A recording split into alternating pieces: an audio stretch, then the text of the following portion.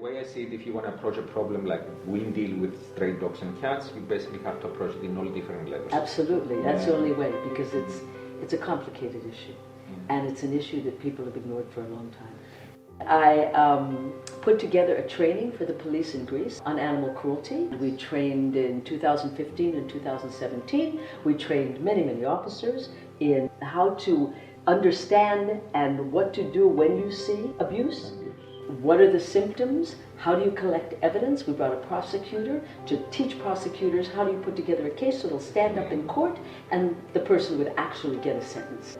The purpose of the lecture was to help the police understand why it's important to go after animal abusers.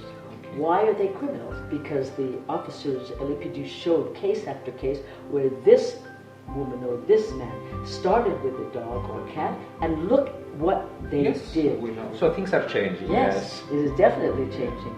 And I was telling them about the Animal Cruelty Task Force in Los Angeles. I was one of the founders.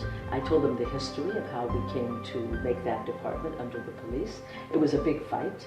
And now the police are actually, they're doing a great job. It takes time. It takes time. To make that type of change, yes. I mean, it took us 7 years. The pet stores were selling dogs from breeders. 40% of all the dogs killed in the city are purebreds.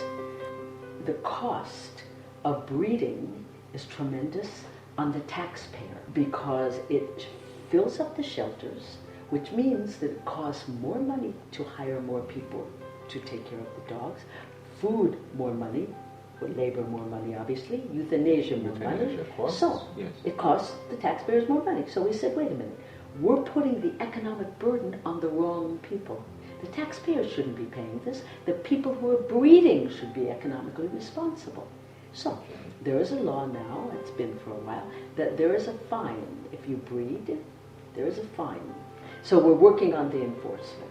Education is so important. People are not interested in human education. It's the most difficult thing to fundraise. Thank you. It's the same experience I had. I fundraised for a shelter for years. Yeah. You give them a success story with one dog and the money can come in. Exactly. But talk to them about, I went to this school and I lectured and I did this and fundraise, so help me support and do more of this. It's very difficult. I really hope in the next generation. People ask me why I insist so much, and it's like, I said, this is a generation to invest.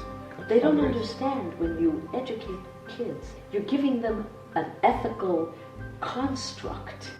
You're giving them something for their whole life.